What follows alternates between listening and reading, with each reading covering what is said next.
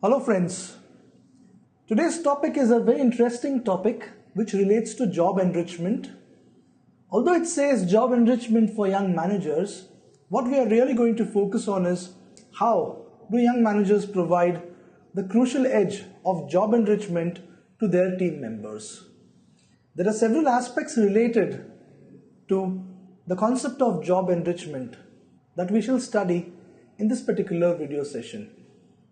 For you young managers, there are a lot of things which can be done uniquely and creatively in order to ensure that your team members get job enrichment. Let us look at the slides. The very first aspect that relates to job enrichment is the factor of job satisfaction.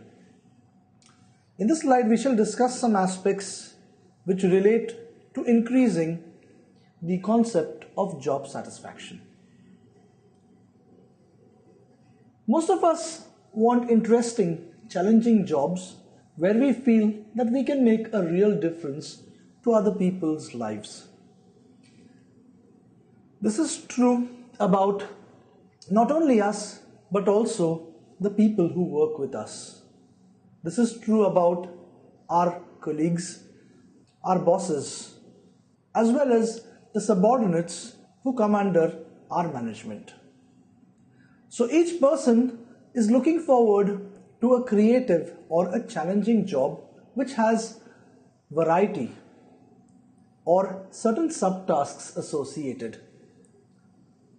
A lot of us come to an organization so that we can give our expertise, our knowledge and experience to the organization, thus creating a difference to people's as well as our organization's lives. As it is for us, so it is for the people who work with us or work for us. This is what I have explained some time back.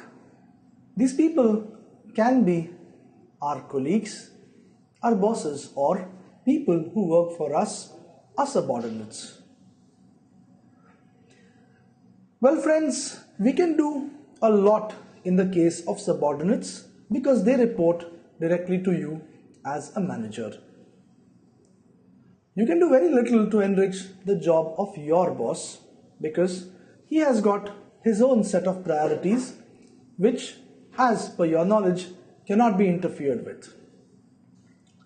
So why are so many jobs so boring and monotonous?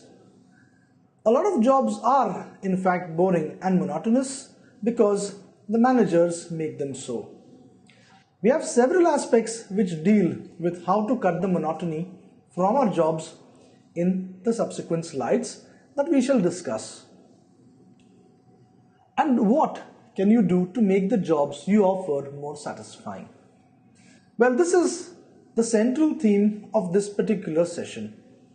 There are several techniques, there are several factors which you can induce to create a better working environment which creates better job satisfaction or increasing of job satisfaction.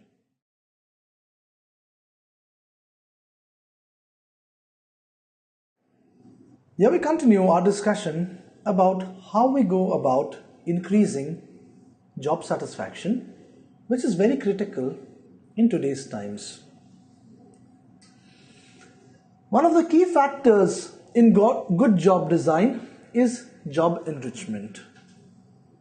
After this brief discussion, which happened right from the start of this session, you must have come to know that job enrichment indeed is a very important factor which people look forward to when they work in organizations. Most notably promoted by psychologist Frederick Herzberg in his 1968 article, One More Time, How Do You Motivate Employees? Well, there were many management experts and gurus who have worked on the aspect of job enrichment and job satisfaction. Notable one, as I mentioned some time back, is Frederick Herzberg. Herzberg did a lot of commendable work in this particular field. We shall discuss some of his commendable work in the coming slides. According to Herzberg, the concept of job enrichment is the practice of enhancing individual jobs to make the responsibilities more rewarding and inspiring for the people who do them. Just imagine yourself going to a job which is monotonous, which is routine, and which only allows you some amount of flexibility. A question posed by me to you is, would you look forward to going to such a job on a day-to-day basis? Or rather, would you look forward to go to a job where there is more of job rotation, there is more flexibility in the tasks and the duties that you perform, you are more responsible and more accountable towards the work you do for your organization and towards your bosses? Definitely, you would look forward to such a job. Hence, your employees or your subordinates also would think in the same way. So in this particular session, we have, as mentioned previously, a lot of tasks or a lot of techniques which will help you with the concept of job enrichment.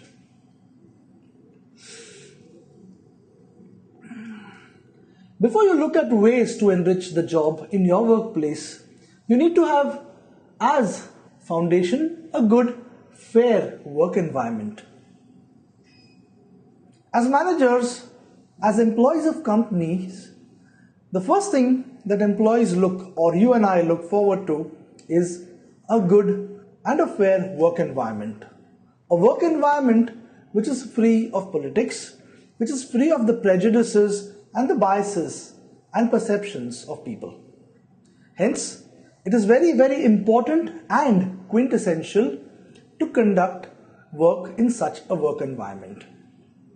Now, we as managers need to create such an environment which is conducive to transparency and openness. Hence, the very first aspect about increasing job satisfaction or improving the job enrichment is to ensure a fair workplace.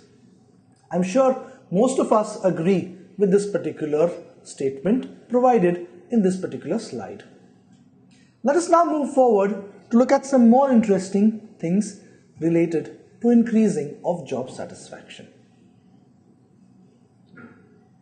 If there are fundamental flaws in the way people are compensated, their working conditions, their supervision, the expectations placed upon them, or the way they are treated, then those problems should be fixed first.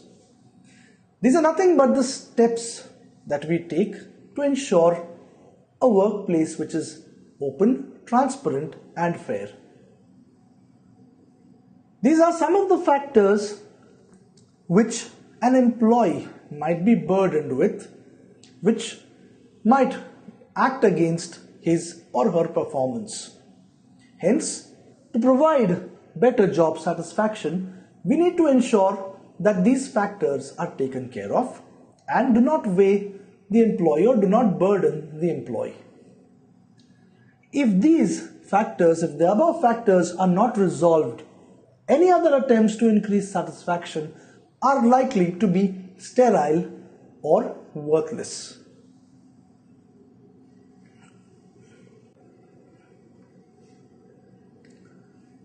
Now, having just scratched the tip of the iceberg being increasing job satisfaction or improving on the job enrichment factor, let us look at some more details. These details pertain to designing jobs that motivate employees or people. Now, here we have a diagram in this particular slide which contains 5 factors of job design that contribute to people's enjoyment of a job. I'm sure you people, once I discuss these 5 factors, will definitely agree that these are some of the factors that definitely increase the motivation. So let us look at what content we have or what factors we have over here. The very first is the skill variety. there is a very high rate of attrition in BPOs and call centers. This is an observation made through magazines, through newspapers, an agonizing fact for many BPOs and ITES companies, as well as published on a lot of websites. Why is this happening? This is happening because in a lot of call centers and BPOs, there is a lack of skill variety. The employees do the same kind of jobs day in and day out, which has very little skill variety, which leads to monotony, hence leading to attrition. So, as a manager, you would need to improve the skills variety. Skills variety can be improved in various ways and means or manners. Skill variety can be improved by rotating the job and various other methods, which we shall discuss in a few of the next slides. Again, another factor is the task identity factor.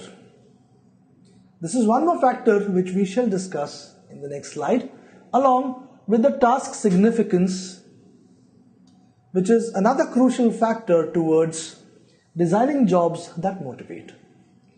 The last two factors are also equally important, which consists of the autonomy provided to the employees to take certain decisions which improves their morale on the job, and by provision of feedback to our employees to make them more confident about the job. We shall discuss each of these factors in further detail in the next few slides.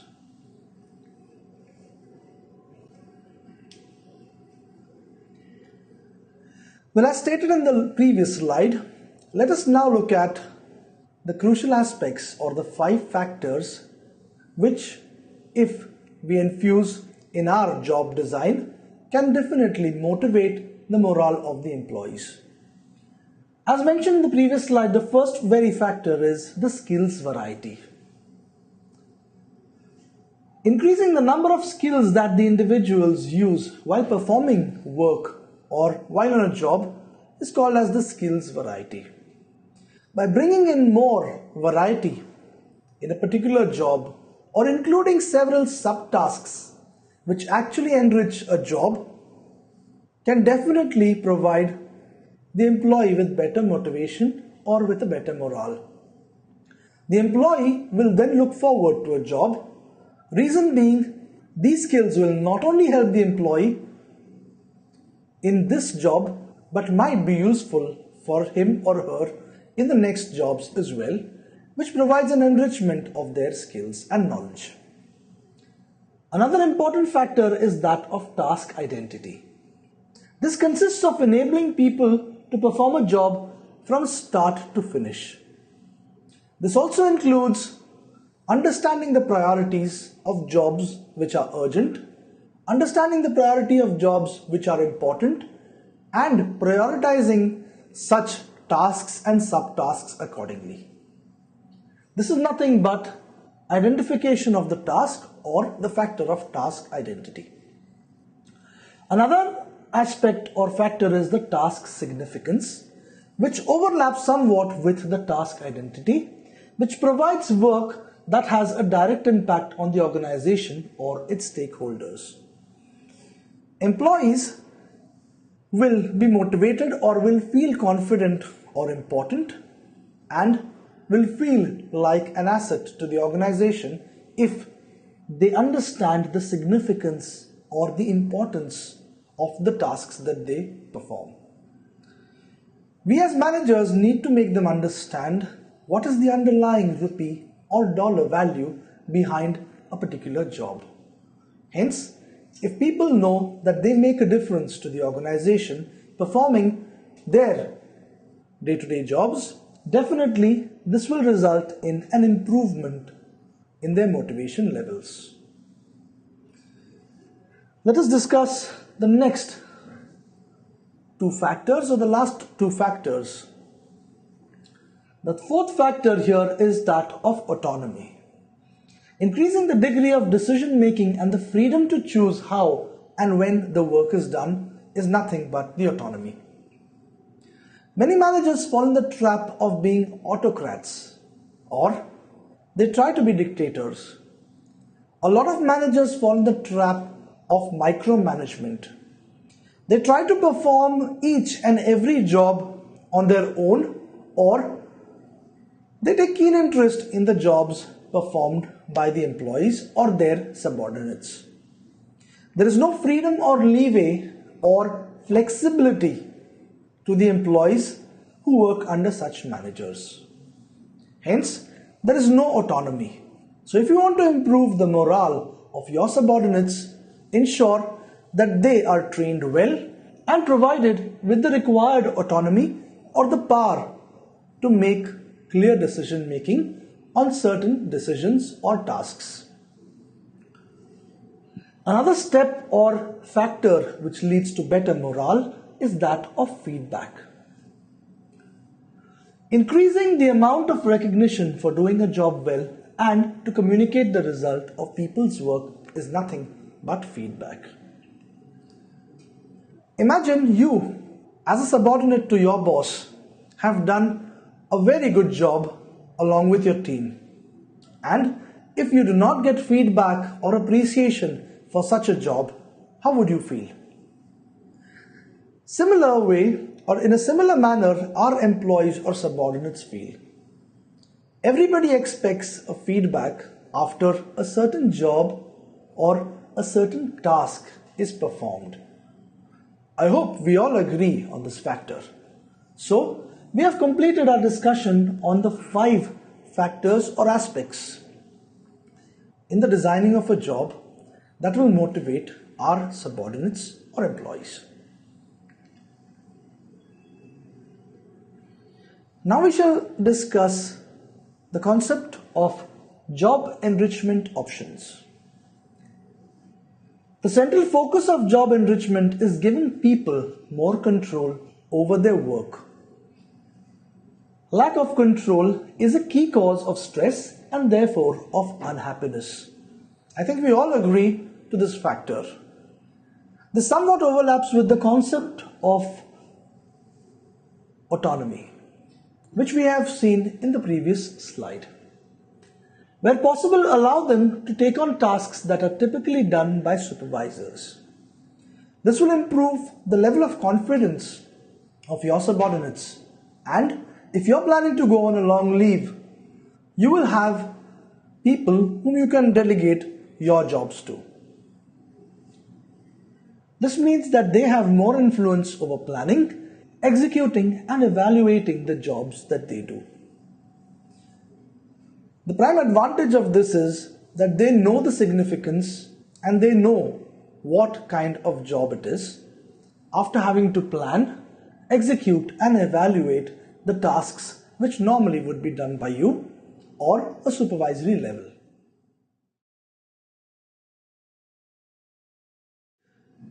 Here we continue with our topic of job enrichment options.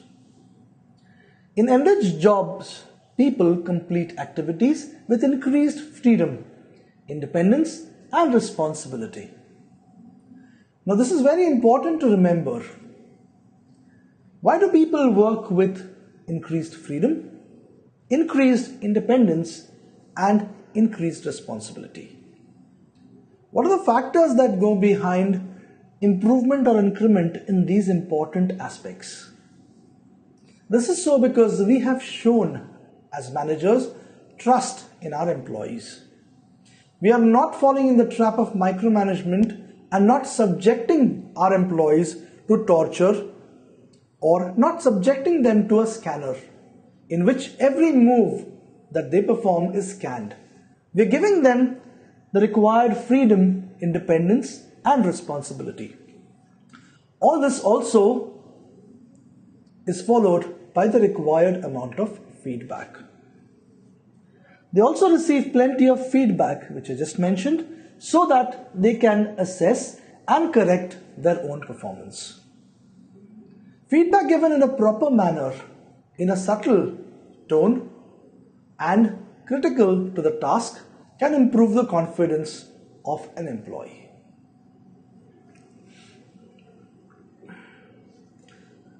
Let us now look at some of the strategies to enrich jobs. There are quite a few of strategies which we shall discuss, starting with job rotation. Each of these strategies will be discussed in detail in the following slides. Following job rotation is combination of tasks. This is followed by identification of the project-focused work units, followed by creation of autonomous work teams and implementation of participative management. Another crucial strategy here is the redistribution of power and authority, followed by the last strategy, which is increase in the employee directed feedback. A few of these points have been discussed in the last few slides, and some we will discuss afresh.